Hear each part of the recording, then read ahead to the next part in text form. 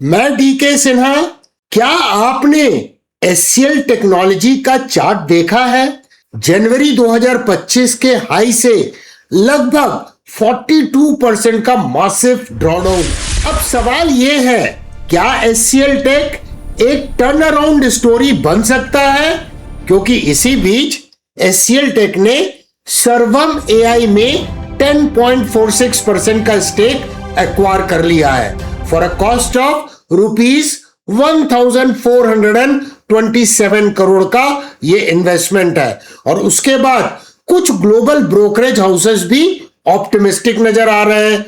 Nomura ने और Morgan Stanley ने टारगेट्स का अपसाइड मूव जो दिखाया है वो 40 से 45% का इंडिकेट कर रहा है। लेकिन दोस्तों, सवाल ये नहीं है कि ब्रोकरेज हाउस क्या टारगेट दे रहे हैं, सवाल ये है चार्ट क्या बोल रहा है। क्या टेक्निकल एनालिसिस उन टारगेट्स को सपोर्ट करता है? क्या फंडामेंटल्स भी टर्न अराउंड स्टोरी की तरफ इशारा कर रहे हैं, या सिर्फ ये एक टेम्पररी एक्साइटमेंट है? चलिए शुरू करते हैं।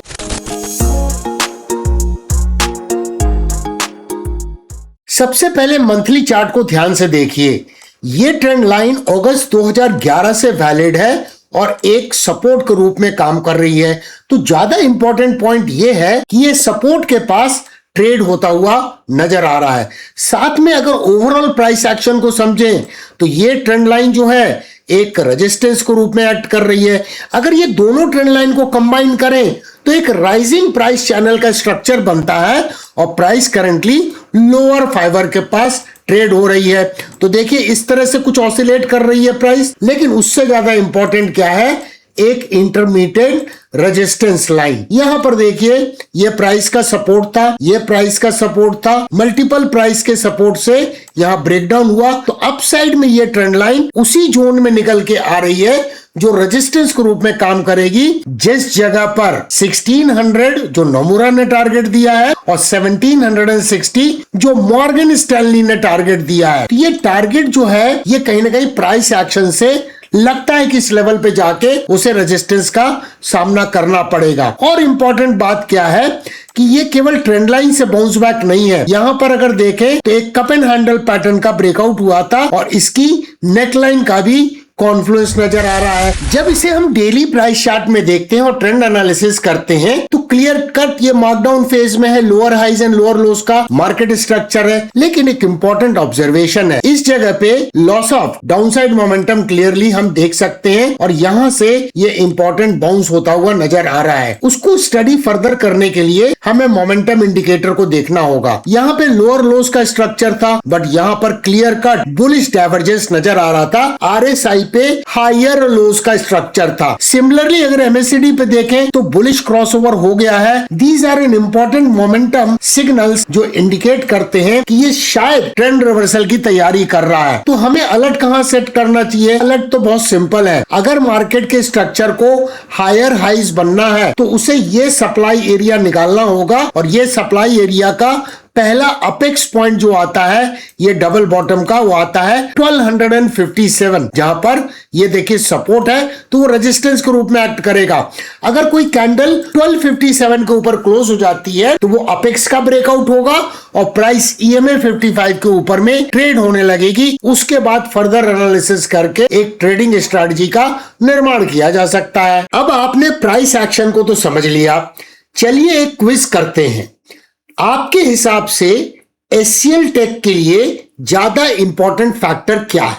Option A Sarvam AI deal, option B long term technical support जो हमने चार्ट के ऊपर में देखा।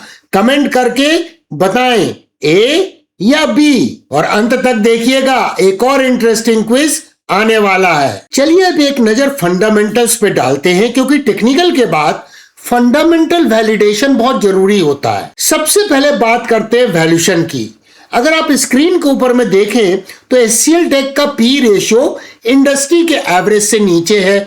वहीं प्राइस टू बुक रेशियो भी फेवरेबल नजर आ रहा है क्योंकि वो भी इंडस्ट्री के एवरेज से लोअर है। यानी वैल्यूएशन के पर्सपेक्टिव से स्टॉक एक्सेसिव प्रीमियम पर ट्रेड नहीं कर रहा है। अब अगर प्रॉफिटेबिलिटी रेशियो को देखें तो आरओई है 22%, ROC है लगभग 28%, ROA भी हेल्दी रेंज में है। ये इंडिकेट करता है कि बिजनेस ऑपरेशनल एफिशिएंसी मेंटेन कर रहा है। पीएस स्टॉक की स्कोर भी हेल्दी कैटेगरी में नजर आ रहा है क्योंकि है 7 आउट ऑफ 9। इसीलिए फिलहाल बिजनेस स्ट्रॉन्ग ही नजर आ रहा है। मार्केट सेंटिमेंट और बिजनेस क्वालिटी में डिफरेंस समझना बहुत जरूरी होता है। कभी कभी अच्छे बिजनेस भी एक्सटेंडेड करेक्शन फेज में रहते हैं। वैसे स्टॉक मार्केट में एक इंटरेस्टिंग रूल है, जब स्टॉक गिर रहा होता है तो बहुत सारे लोग बोलते हैं और गिरेगा, और जब स्टॉक डबल हो जाता है तो लोग कहने लगते हैं देखा मैंने कहा था। अब आते हैं उस फैक्टर के ऊपर में जिसने पूरी डिस्कशन को इंटरेस्टिंग बना दिया है, सर्वम AI इन्वेस्टमेंट। ये सिर्फ एक फाइनेंशियल इन्वेस्टमेंट नहीं लगता।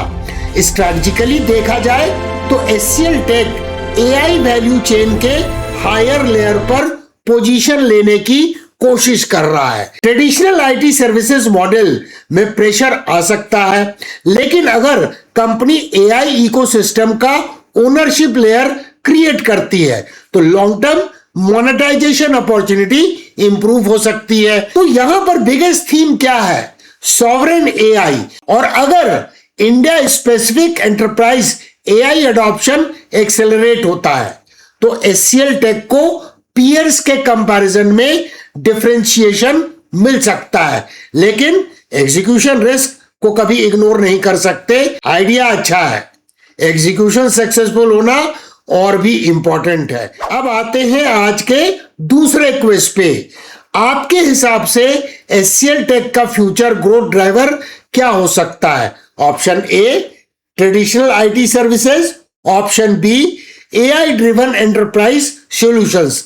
कमेंट करके बताएं ए या बी। हमेशा याद रखिए, कुछ बातें जो सफल लोग बोलते हैं उनको समझना बहुत जरूरी है। पीटर लिंक का एक बहुत फेमस कोट है, the real key to making money in stocks is not to get scared of them. लेकिन मैं इसमें एक एडिशन करूंगा, स्कैर्ड नहीं होना चाहिए, बात बिल्कुल सही है, लेकिन ब्लाइंड भी नहीं होना चाहिए। डेटा और डिसिप्लिन दोनों इक्वली इंपॉर्टेंट है। Stop guessing.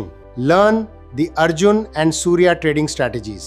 2 setups, clear rules. Visit the course tab now. तो दोस्तों ओवरऑल पिक्चर क्या कहती है? टेक्निकल साइड पर इंटरेस्टिंग सपोर्ट कॉन्फ्लुएंस डेवलप हो रहा है, लेकिन ट्रेंड अभी भी डाउनवर्ड है, इसीलिए कोई ना कोई रिवर्सल चार्ट पैटर्न का ब्रेकआउट जरूरी है। मैं आशा करता हूं कि आपने अलर्ट सेट कर लिया होगा। अगर कर लिया है तो कमेंट में लिखिए I have set the alert.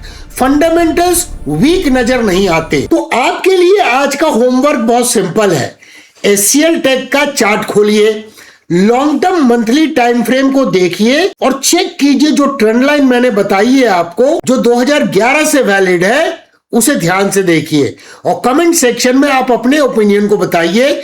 आपको यह स्टॉक ज्यादा क्या लगता है कि वैल्यू ट्रैप बन सकता है या एक टर्न अराउंड कैंडिडेट बन सकता है? मैं कमेंट्स पर्सनली चेक करूंगा।